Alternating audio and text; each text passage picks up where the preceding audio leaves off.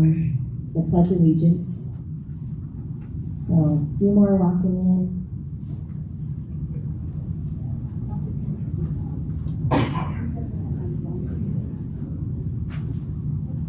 Thank you all for coming today. I know it's a beautiful day out there, and it's hard to be in here when it's so nice out there. But it's real important that we really start standing for our freedom and speaking and telling our truth and being a light in this challenging world as we're, the times we're living in right now. But we have to stand. The beautiful thing is, one amazing thing, I don't know if it's political, but it did happen. So the mask mandate is off, which you guys all know, I'm sure. The beautiful thing is, one amazing thing, I don't know if it's political, but it did happen. I don't like that thing. I don't know if I like that either. So go ahead, everyone, have a chair, and we're going to do the Pledge of Allegiance to the flag. So, all right, stand up, please. Everyone, please stand. I pledge allegiance To the flag of the United States of America and to the republic for which it stands, one nation, under God, indivisible, with liberty and justice for all. I'd also like to have a prayer for today. So if we can just, dear God, we come to you today asking for your guidance, wisdom, and support as we begin this meeting. Help us to engage in meaningful discussion, allow us to grow closer as a group and nurture the bonds of community. We ask that as we speak with truth and authenticity. We pray that we are open and honor others' opinions while also honoring our own personal thoughts and beliefs. In Jesus' name we pray. Amen. So we have quite a lineup today, which is exciting. We're going to start with our first speaker is John Ellison, and he's going to give us some updates on things that are occurring.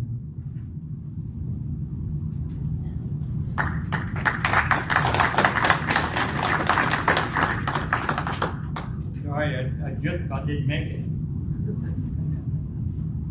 Can you hear me? Yeah. Hey, I'd like to see if we can make some kind of challenge if we can. I don't know when the next meeting is going to be, Debbie. What is it? March 12th.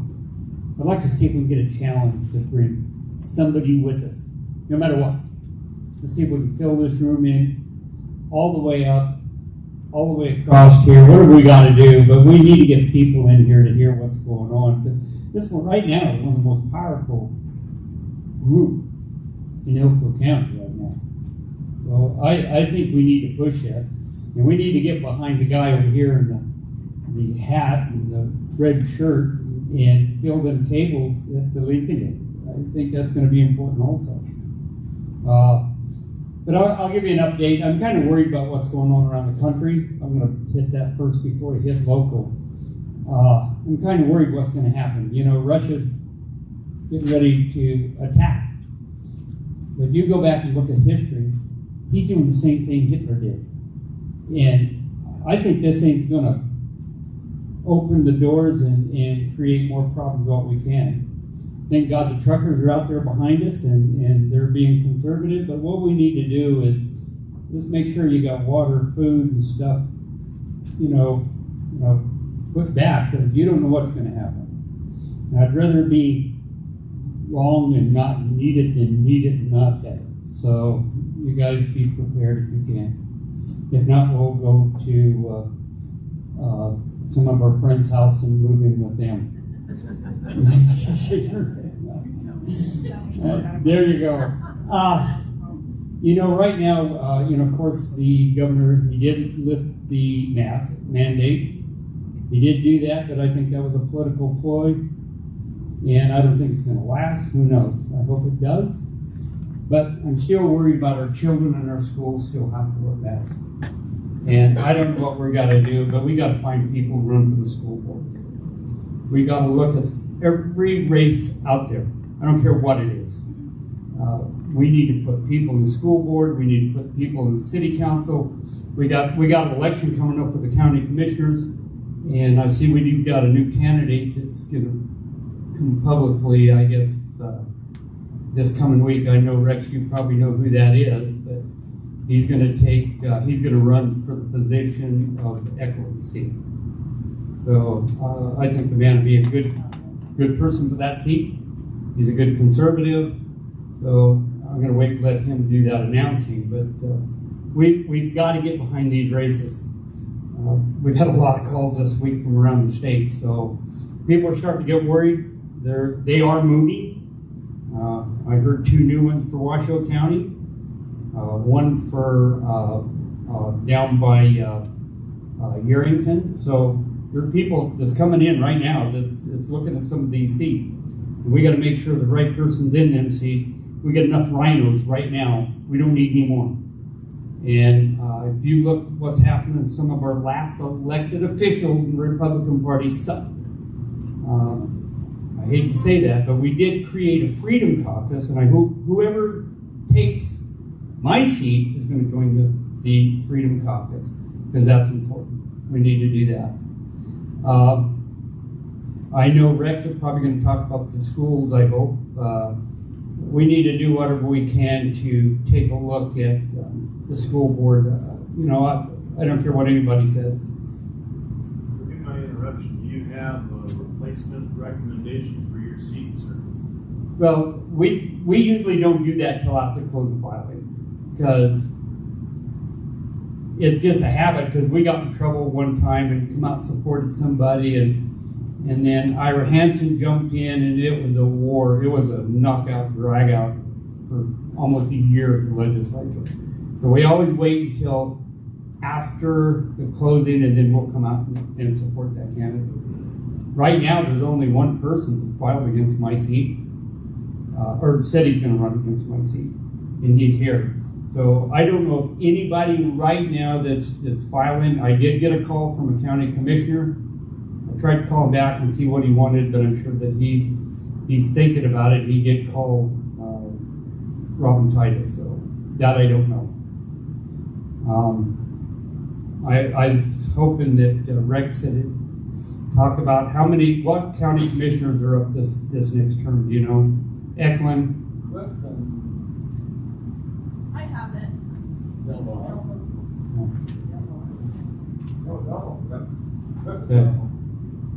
Well, I'm hoping we're going to look at every race and take it serious.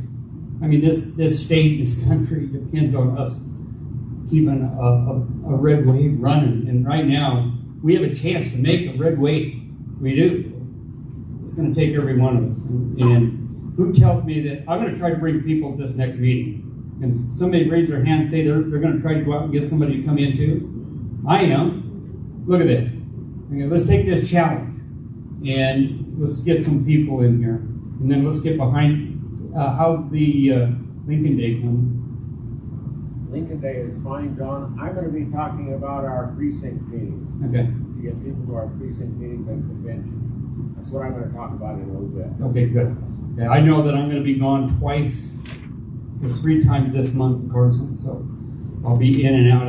Thank God they're 2 days, a day down, a day back. So other than that, I'll be home. So if anybody needs me, then call the office. But other than that, unless anybody's got any questions, I just hope that God, we're going to stick together and make this happen. Yes? I do have one question. There's that Constitution Coalition that was floating around that Wendy Rogers put out, and there's only one legislator from Nevada that signed that. Right. That was true. Because when we got the letter, it was already passed. But we do have a constitutional unit that's down there and at the legislature, and there's only 5 of us. No, 6. That we met every day or every week positively. And that was set up by Trump in Washington, and we're the number 1 in the United States right now, and I think Texas number 2. So that's a conservative group. We meet, we're meeting still every week on the phone. We have a meeting, so it's real strong. But there's only one person that got the letter and called in, and he hasn't heard another word from him since. But the conservative caucus would have done it, but we didn't get it. John, there's a movement now in Washoe County among the Republicans to endorse the Convention of States. We fought that at the legislature for many, many years. I know you've been one of the leading opponents of it. Maybe you can just say something about that. The Republicans are frustrated, the conservatives, and they think it's going to be solved by having a constitutional convention. They had a resolution last year during a session here at Elko County for one. Very concerned that this is resurfacing, and they have joined forces with the same people that are pushing it on the left with George Soros. It's a huge concern because when people are so frustrated, they look for any kind of an answer. That's right. And, I even put a bill the very first session. I put a bill in. And once we got into the meat of this thing, we voted. And let me tell you why it's so bad. Once you give it to somebody, the other side can come back and take it. And that is a problem. Because right now, the Democrats control. What would happen if that would have passed last session? It could have been a disaster. So I hope to God that they look at this thing strongly. You also had a bill. You were there. The bill come in to get rid of they wanted to go to, God, my brain's not working this morning. I've been working on cameras all day. They wanted to try to make it and get rid of the Constitution and change it to where there was going to be or two states could have determined what the next election was, who the next president was going to be. And you see, we got that killed. Electoral College. That's right. Electoral College would have been totally wiped out. We got it killed. But I guarantee you, it'll be back next session. The Democrats are fighting on. They had probably 11 lobbyists in that building trying to get that happening. So, That comes forward. Would you let us know so that we might make a little road trip? oh, I agree. And actually, it was 2 sessions ago that they had buses full of people there trying to get that to happen. And It's it didn't. national popular vote, John. That's right. Thank you.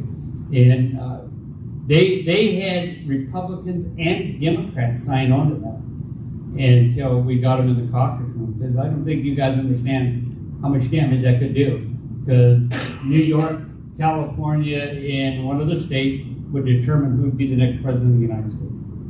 And it was really bad. Sure. John, any update on the basically gerrymandering of the districts by the Democrats? Yeah, thank you. I'm glad you brought that up. I talked to them Tuesday night, and they're supposed to make, they're going to come out and give the determinations what they're going to do.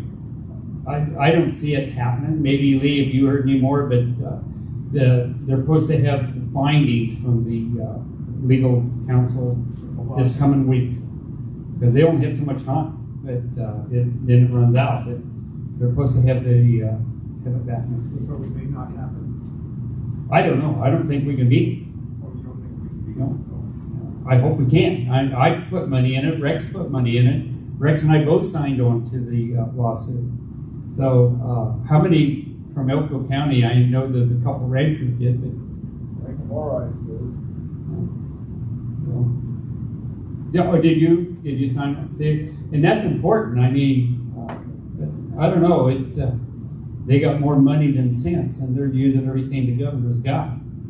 But there's another big battle going on. I don't know if anybody heard about the lawsuit that's supposed to be pending to go against the governor.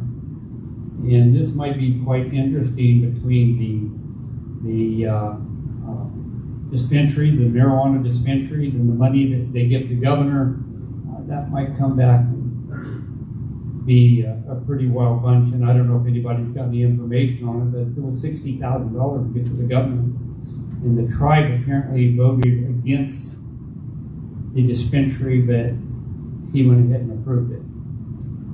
I don't know how much fact that is. They did get a letter saying that they filed lawsuits. Can't tell you where it is and where it's going. I just got a letter that that's what they're doing. Now, am I saying the governor's an honest person? No. Yeah.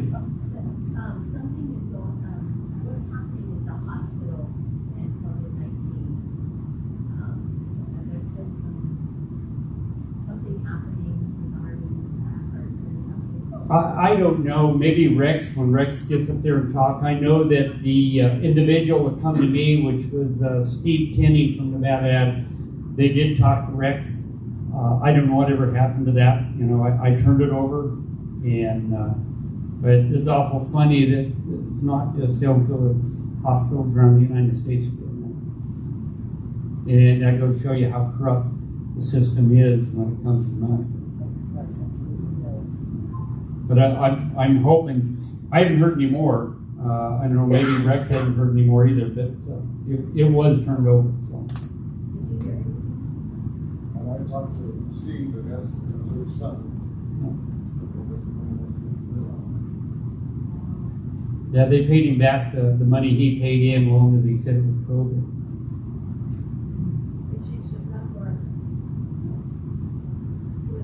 Does anybody else got any other questions? I'm sorry, I left my notes at the office, but anybody wants to come afterwards and work on cameras, come with me. Okay, thank you.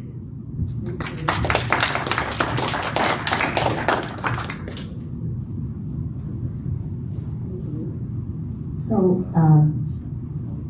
Brent Kelly couldn't make it, but Misty Atkins is going to talk to us about the school board and some action steps that she's taking, and hopefully some more parents are going to be standing up behind her. So.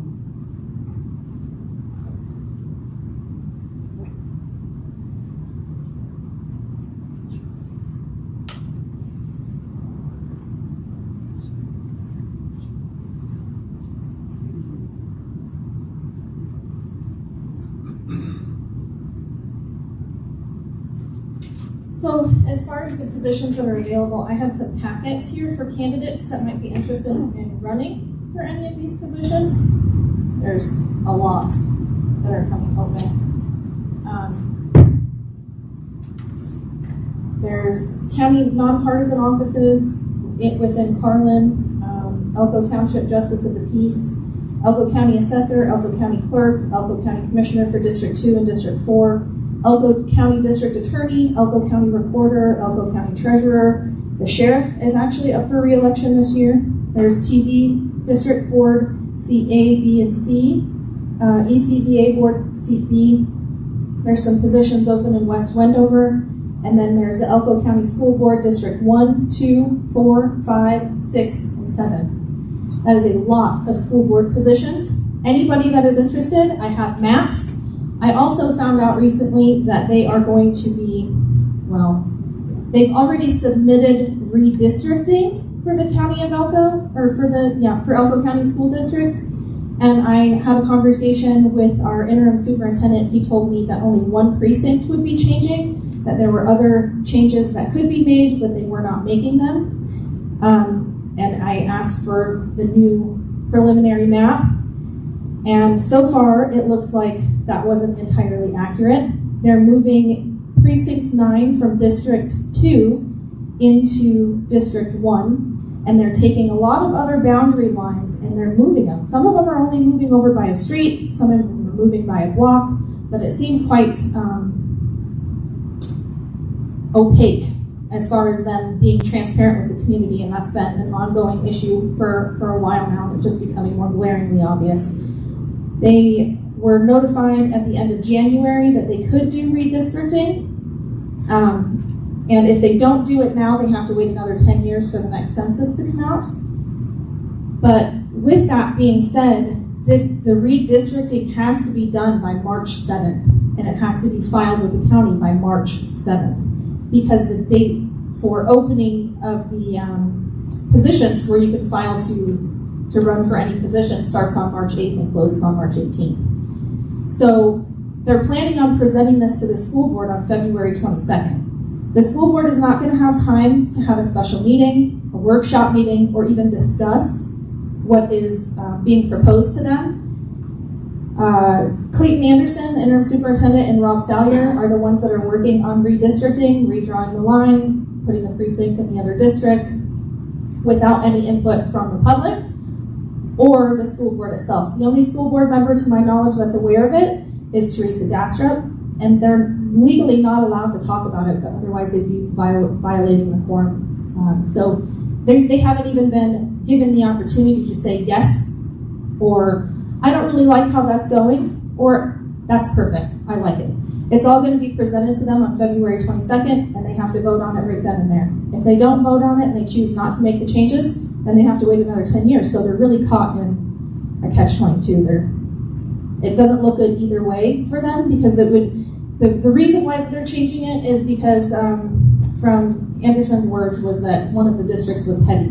So it had more voters in it than the other district. I think it was by 1,000, somewhere around there. So that's what's happening, and nothing has been announced to the public. Nobody's known about it. I just so happened to find out because I called the county clerk's office to ask them if there was any kind of application that I could bring in for people that would be interested in running for one of these positions, and it just so happened. Divine intervention, in my opinion. The school board meeting on the 22nd of February, I really highly recommend that you're there. There's going to be a lot of information dropped that day, and it's not just going to come from myself. There's going to be a lot of other people in the community that are there sharing information with the school board members, and it's going to be very pertinent information. Also, at the last school board meeting, they decided to pass this no recording speakers update on their policy, and they're now prohibiting students from recording anything that happens within the schools. They're taking what little transparency we had with our kids, and they're prohibiting it. Even though they reference NRS 200.650, which makes Nevada a one-party state, only one party has to be privy to the recording of the conversation. If there's two people, only one person has to know the conversation is being recorded. That is a law. They're manipulating that law because they're referencing it, and they're prohibiting children. I'm only worried about the kids. The teachers, they're adults, they can fend for themselves. And when it comes down to a he said, she said situation between a student and a teacher, the only recourse that a student has is being able to prove it. And if they're removing the ability for students to record what's happening, especially if it's something wrong, you know that administration is going to take the side of the teacher every single time unless the kid can prove their side of the situation. So they're removing that, they're tying our kids' hands, and they're removing any transparency from within the school. They say their defense of it was that we can attend the school whenever we want, we can join the class, we just let them know we're coming in, and they're not going to change what they're doing. But as you saw from that Clark County video where the girl was beaten in the head with the fist of another student, I saw the background. It looked like the teacher was right back there. There were multiple students in that classroom. Had that student not recorded that situation, there would have been no recourse. There would have been nothing but the words of the students, which are completely discredited to the words of the teachers. That's my case in point for that policy. So there definitely needs to be more people attending these school board meetings, even though we feel, even if you don't attend the meetings, read their,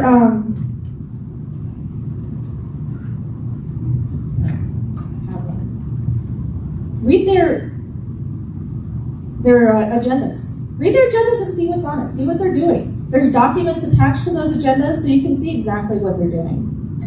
But that needs to happen. The accountability has to come from the entire community, not just a few small voices. That's really all I have to say. I really hope some of you come and get these packets. Yeah. Did the clerk tell you that the school was based on changing the boundaries based on the census? Yeah. Or only because that's a big difference. It was based on the census. They said that they just got the numbers in, or just decided to share the numbers. I don't know how it happened, but I know that the district didn't get the information on the census until the end of January. Does it just have to do with voting, or is it per child per district? Like, Voting. It's all voting. Who can run for those? So there's 7 districts, and all but 4 is up for re-election. So when I had the conversation, I was told that only 1 precinct was changing, that there were a lot of little changes they could make, but they weren't going to do that. They were just going to do this. But when I got the preliminary map, that wasn't true. And it's not filed yet. Obviously, they don't have to file it till March 7th, but from what I was told and what I saw, they don't line up. And I have it. If anybody wants to see the 2012 map compared to the potential 2022 map, I can show you. Did they say the whole school district throughout the whole state of Nevada is not going to allow recording, or only Elko? Elko County. It's an Elko County school district policy. I don't think they can legally do I've reached out to law enforcement, and what I got was they can make any policy within their building that they want to. It's like a corporation. They can make their own policies. It's still NRS. Yes, it is an NRS. And they can't break the NRS. Well, I'll check into that. Okay. Thank you. Anybody else? No? Yes. So the last meeting, I think Lee and I were the only 2 members of the public sitting during the entire meeting. So now you don't even have to wear masks. They better not try to enforce that. But you really need to come, and you need to see and hear what's coming out of their mouths. It's not, you can watch it on YouTube usually, it's not a special meeting, but it isn't the same thing. We were really disappointed that there might have been one other person we didn't recognize, but I don't think so. All the school people, except the school attorney. The lawyer never comes to any of the meetings. And you're talking the school board meeting? Yes. I do have a question. Absolutely. Did you say the school told you that they were not going to enforce mask mandate? Absolutely. The school is not. But that's not true. Wait a minute. Mask mandates are optional, except that CJ said that we are under the Department of Health and Human Services. So if a school is in an outbreak, they are forced to enforce the mask mandate. I think there are 5 schools that were last week in outbreak status. But I want to know, we have a county health officer. Dr. Putnam. Dr. Putnam. And he apparently, for whatever reason, has nothing to say about this. He hasn't said anything since the spring. Right? Bobby Shanks is your issue. So who determines It's also the Putnam. outbreak?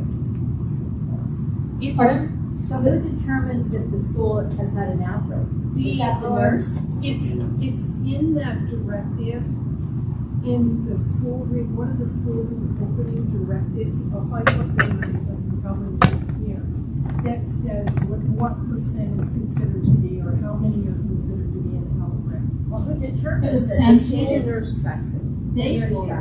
The nurse tracks it, but they determined before they meaning the state, apparently with DHHS. DHHS. Well, apparently there's been kids that's had headaches that were sent home and Yes. classified as COVID. Now, Yes. how does that happen? Because They want it's a huge list of symptoms. And the nurses don't want to get into trouble because they're still so afraid of the governor. They're so afraid of the State Department of Education. And CJ hasn't been around long enough yet. He's been around for a long time. He was the principal of Wells, and then he got moved down. As superintendent. Right, he hasn't been around a long time. So, but he keeps saying, that's why you need to come to meetings. He keeps saying, we're talking to them, we're pushing them, we're doing everything we can. So. Coming to the meetings doesn't, I understand why people are not going to the meetings, because you speak you do not get responded to. Right. You're speaking to a stone wall. You can see and learn as much when you sit at home and watch it on YouTube. So I understand the discouragement and not wanting to go. Go ahead. He said that they're speaking it out with his life because we all just had staff meetings where we were threatened by our principals to be fired if we were caught without masks. Here, do you want to get up here and say that? Do you want to come say that? Like Friday? Mine was probably 3 weeks ago. Is this just And then last week, It only happened Elko High Thursday. School, okay?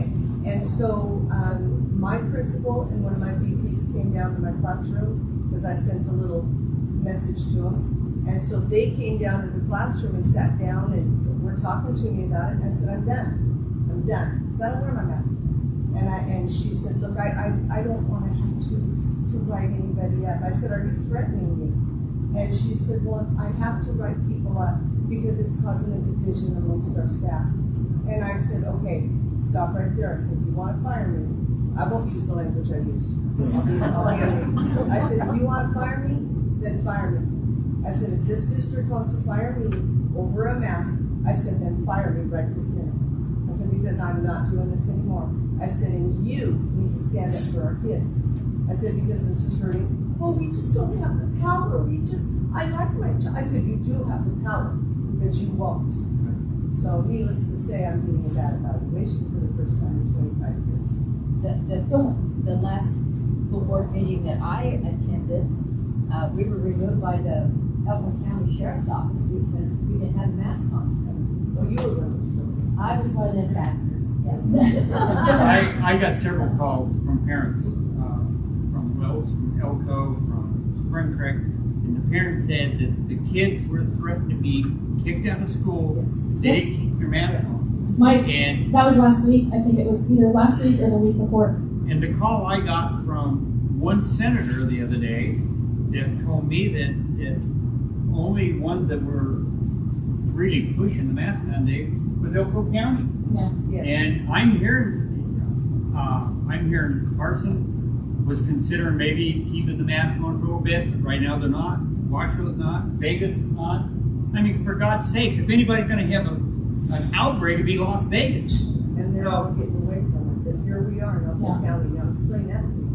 My kids came home. I know. My kids came home from school that day that you guys had that meeting, and both of my kids go to Elko High School, and they were told the same thing, that our teachers came into class, every class we went into, our teachers told us, if you don't wear your masks, you're going to get kicked out of school, and I'm going to lose my job, so I'm not playing games. There was a couple teachers that just said, I'm supposed to tell you this, I don't really care. So those teachers, God bless you. But yeah, there's fear factor going on. You know how hard it is on those 5 schools, those children? Oh, yeah. That found out that mask mandates were lifted, my grandson being one of them, Yeah. Adobe. He's beside himself. And he's like, I can't do it anymore, Gene. I can't wear it anymore. So he's trying to get kids to stand up and say, I refuse. Not to mention, it slips down his nose, boy. Those teachers are all over his case. yeah. And not to mention when it's finally all gone, the kids that are going to feel like they still have to wear them, and that's going to be a challenge for their own psyche. And don't tell me that half of these children don't have herd immunity. Everybody's been out with COVID, so excuse me, how are we still fighting this right now? We have kids that have been out 3-4 times in a row and not receiving an education. Doesn't make sense. Go ahead. Thank you for everybody's input relevant to the school board meetings. I haven't been to many, but I did go to a couple. I watched the language and the displays on the cameras and the personnel when they were talking about the evaluations, about teachers' benefits, and about the implementation of the acceptance of 3-phase funding.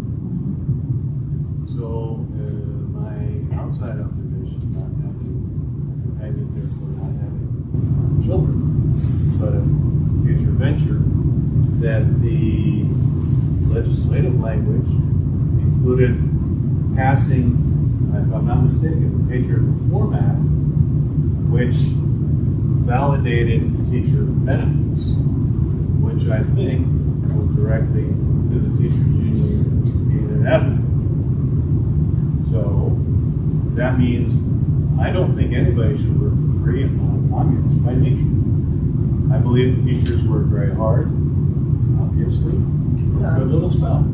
Some don't. Some get into it and then they just forget. But not judging everybody in the same boat, I'll just offer that up. So the language is already pre-loaded for an outcome. The acceptance of that mismatch, I think it was like 700,000, followed by 2.3 million, then followed by 6.7 million, that they articulated so magnificently across their spreadsheets and presentations. Simply had a comment in there that said, you're not going to get this unless you follow the CDC guidelines, which I don't think we agree with. But, Center for Disease Control isn't doing that. Controlling disease. True. And I would look forward to bringing more people into this. So I did want to throw an outside curveball on this one. Just for information, the library has this DVD. It's called Waiting for Superman. It's a documentary that was a dossier, and then the guy had and so he revitalized it and made a documentary. So on DVD, because they usually have the extra stuff that they won't put on, let's just say, screen broadcasts. And there's a lot of good stuff in there. So on the subject of education, I have a simple one I'd like to bring up on another point. But these are just simply observations. These folks are just following the rules because they like their jobs. And unfortunately, as you said, they're not standing up for common sense. Well, those things have consequences. They signed an oath. School board members signed an oath to uphold the Constitution and the state Constitution. They're not doing it. There's consequences. And those consequences, as Putnam liked to say this spring, will be transparency and accountability. He demanded it, I'm pretty sure. So we will too. Well, you all have to understand, too, the majority of teachers are Democrats. Yes. The majority of your teachers in the school are liberals. And everybody... Oh, yeah. Oh, yeah. I'm at Spring Creek Middle School, and there are four conservative teachers that I am aware of at my school. And it's become very difficult to be there. It's very difficult. Especially when administration... We have students reach out and they show us blatant CRT curriculum. And the administration defends that teacher and says, no, that teacher's more conservative than you are. There's no way she did that. And they base it purely on her religion. Who does that? I got attacked for my cross necklace by my vice principal. He told me my necklace was offensive. He'd hate me. So then me and my other four friends, we wore crosses for weeks. You ever heard of OpenSecrets.org? Yes. You know what that means. It lists all of the politicians, people in Hollywood, and all have stocks and what? Pharmaceuticals. It's called Follow the Money. Yeah. We took the money. Yeah.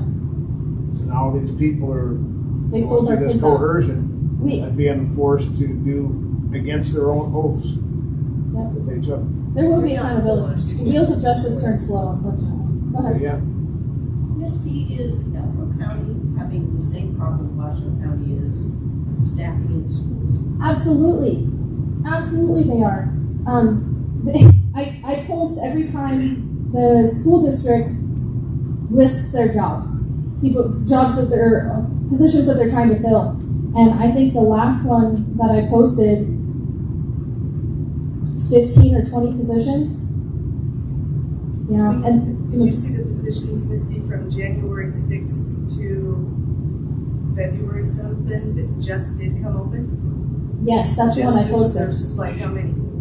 That's about 20, I think. Yeah. It was a lot. I didn't count them. I think those lines are so small when you're looking at an email that your eyes kind of cross a little bit. But it was a lot. It was the most I've seen since I became, almost a year. And I feel like, and what I'm hearing from our teachers that we have, I call them our teacher leaders, is that at least once a month they hear of another teacher falling out, quitting, leaving. Go ahead. Carlin has 3 long-term subs this year. 3 teacher positions that were not filled. So those classes are being taught by subs. Yep. Yep, 3 of them. One being math, one being science, and then art. That's pretty bad.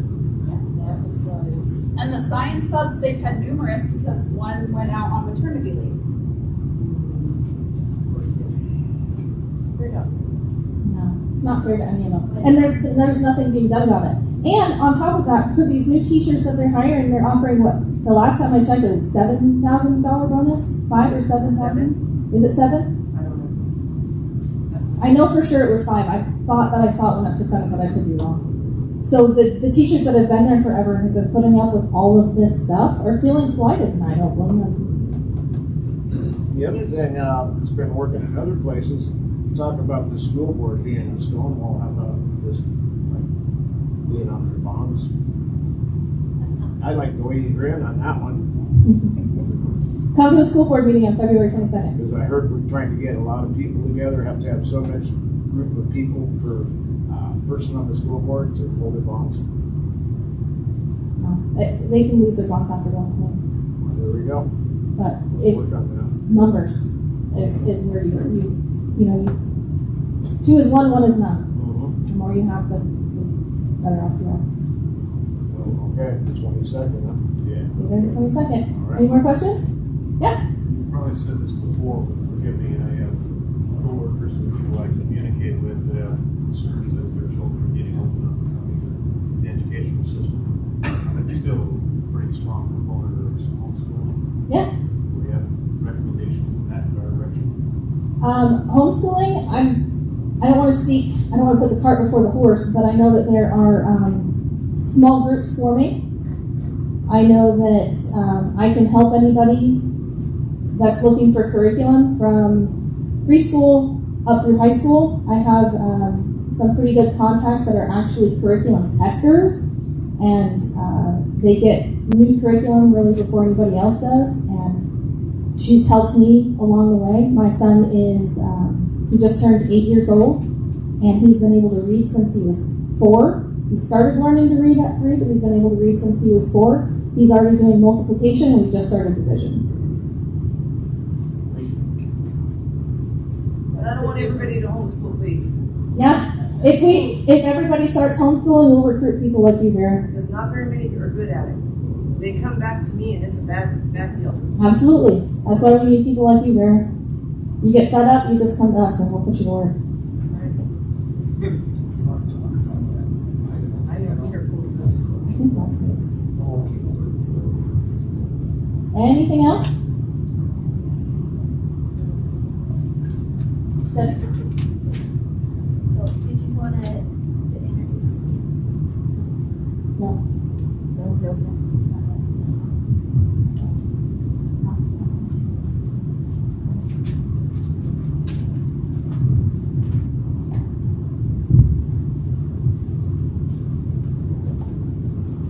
So we're going to go to the third speaker. Lee and Lynn Hoffman, they're going to do some announcements regarding Republican precinct meetings and upcoming convention.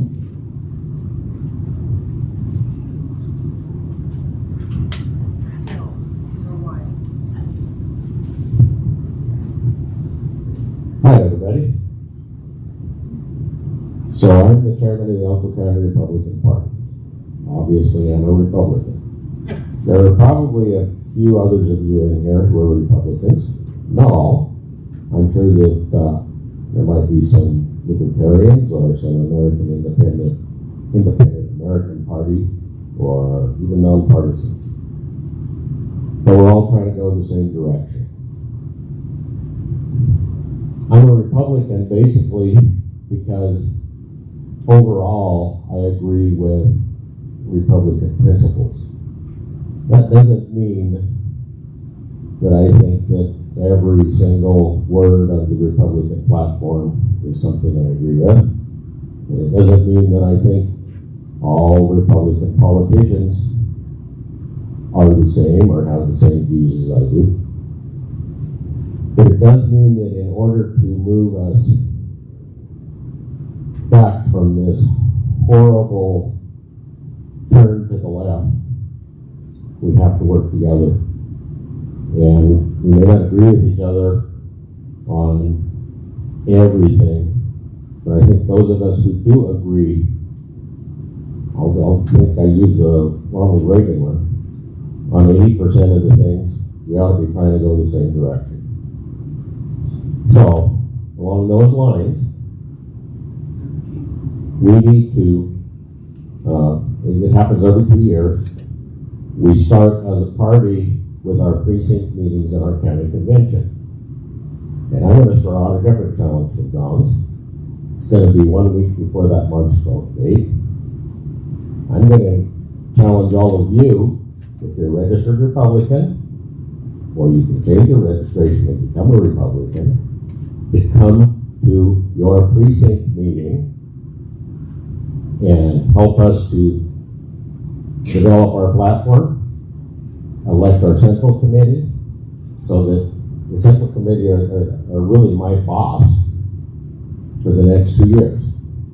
We need people to not just, we need people to go to the school board and express their concerns, but we also need people to help us build up our organization and to do the work that we do throughout the next 2 years. So, March 5th, Elko Convention Center, 10 in the morning, come to your precinct meeting. Be willing to say, okay, I'll serve on the central committee for 2 years. Be willing to say, okay, I think we ought to adopt this platform. Help us so that we can elect a Republican governor. And I know that there are those who would prefer an independent American Party or Libertarian governor. But let me give you a couple of little facts here. In the 2018 election, so the non-presidential year, if only, who in here knows who Aaron Ford is? A few of you do. He is our Democrat Attorney General who backs up Steve Sisolak in every single thing he does. If only 9% of the people who voted Libertarian, nonpartisan, other had voted for the Republican, if only 9% of that group had voted for the Republican, we'd have a Republican Attorney General. So voting for the third parties, and I understand it as a protest. You don't like Republicans and you don't like Democrats and you think we ought to do something different. I get that. But when we do that in this current system we've got of two dominant parties, it elects Democrats. Especially in Nevada. So, and Nevada has another quirk. It's the only state in the country where for statewide offices there is a none of the above selection. And too many people select that. So one of the things we have to do is we have to reach out to the, as a party guy, we've got to reach the independents, the nonpartisans, and we have to convince them to at least vote with us. They don't have to become Republicans. You don't have to, once you register Republican, you don't always have to vote Republican. But help us build the party, please. Sisolak defeated the Republican nominee in that same election by 40,000 votes. There were 51,000 nonpartisan, etc. votes in that election. And that doesn't count the ones who voted for none of the above. Another thing to be aware of, in the last presidential election, so this would have been 2020 as opposed to the 2018. Let me turn that around. We have our elections for state constitutional officers in non-presidential years. So it was 2018 and it'll be this year. In the last non-presidential year, there were just under 1 million votes in Nevada. In the presidential year, because people get engaged, there are almost 1.5 million votes. So again, what's really important is we don't let this go by just because it's not a presidential year. This is the time to take the state back.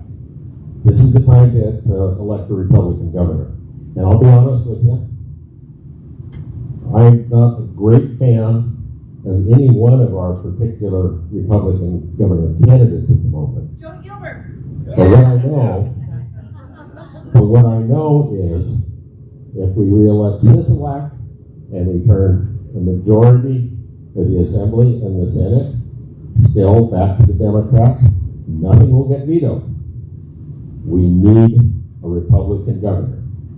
So please help us. Midterm elections are important. So, along those lines, I don't know how many of you may have been to the DMV in the last couple of years, and if you think you're registered Republican but you've gotten a new driver's license, you better go check. It's a thing that happened not just to Republicans but to Democrats. It was a glitch in the system where people who got new IDs in some cases were changed to nonpartisan when they meant to stay registered as a Republican or a Democrat or a IAP or whatever. Then would you hold up the little ones? We'll put them on the table back there. But that has some websites on it. Three different ways you can go check your registration. So I just encourage you to check your registration. And in the meantime, if you're not registered as a Republican, join us and come to the county convention and the central committee. We have some cards here that have the information. It's going to be we're going to make it as interesting as we can that day. We're going to start with the precinct meetings about 10 o'clock. Hopefully those get wrapped up in about an hour or an hour and a half. We're going to have lunch catered by Dos Amigos, and we're going to move right into the county convention. What we usually do there is we break into two committees. One works on platform, one works on resolutions. We come back together. We adopt the platform, and during our precinct meetings, we elect people from each precinct to be on the central committee and get that all wrapped up in just a few hours, but it's hours that are worth your time. So I'm going to challenge you to come to our precinct meeting, county convention, March 5th, and bring your Republican friends. And we can help that day even if you want to re-register as a Republican. Why is that important with the primary? Nevada is a closed primary state. And not everybody understands that, but that means if you're not registered as a Republican, you can't vote for Joy Gilbert or John Lee or whoever your favorite is in that race in the primary. And that's the same for all the partisan offices. You have to get off the fence. You got to get on one side or the other. And help us decide which candidates we're going to put into the general. That's what it's about. Yes, ma'am. So by closed, you mean you can't be a Republican and vote Democrat? Is that what you're saying? In the primary election only, you can't help the Democrats choose their candidate, and the Democrats can't help us choose our candidate. You can only vote on that side in the primary. There are some nonpartisan races you'll vote on in the primary, and of course, when it gets to the general, you can vote for whoever's on the ticket. Yeah, I got a question for you.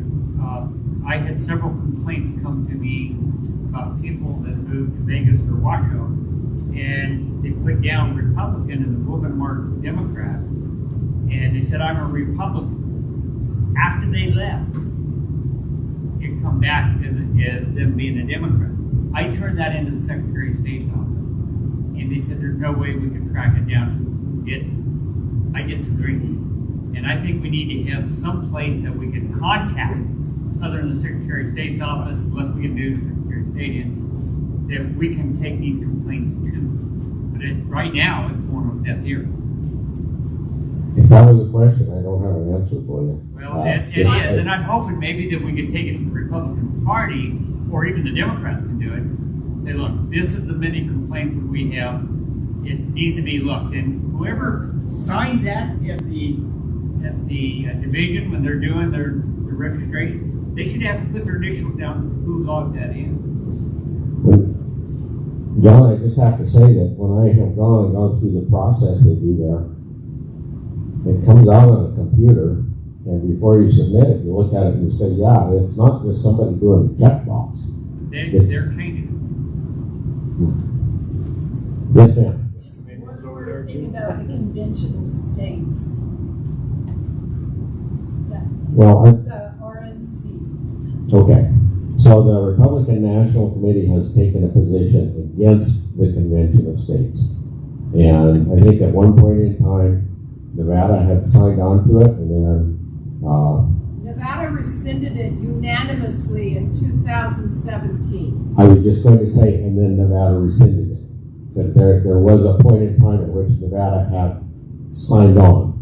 Then they rescinded it. There's all kinds of legal questions around it, but it is really a very terrifying thought to get a whole bunch of people together in a convention and have no idea what that outcome is going to be.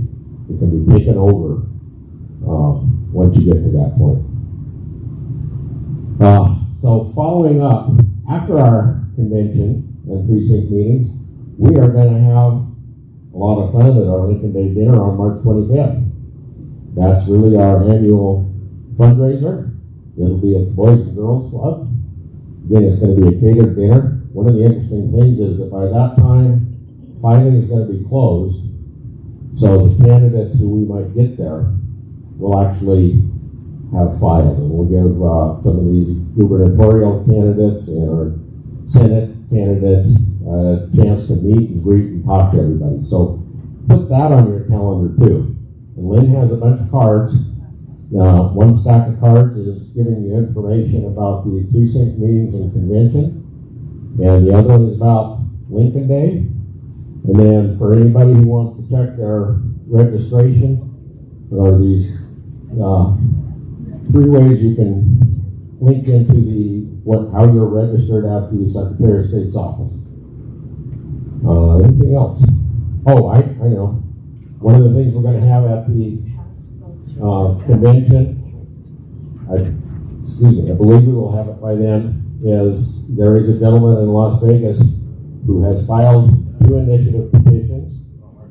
One to amend the state constitution to require voter ID.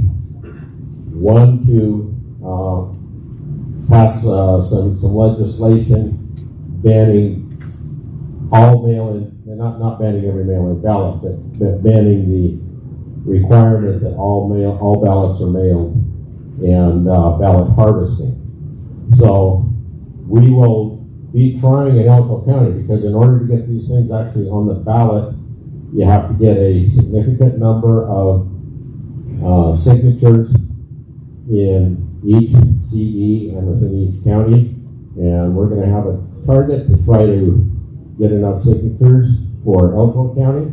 And those will hopefully be available by the time we get to our precinct meetings. So that's I think that about wraps it up. County Convention March 5th, Lincoln Day March 25th.